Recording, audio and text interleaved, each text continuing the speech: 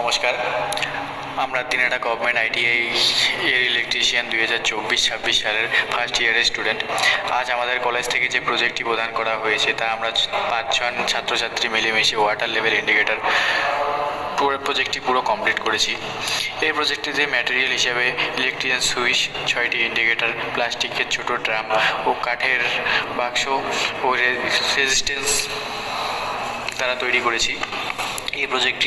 এই প্রজেক্টে ড্রামে সুইচ অন করে ওয়াটার ঢালার সাথে সাথে water level indicator lower level থেকে হায়ার লেভেলে শো করবে। নমস্কার।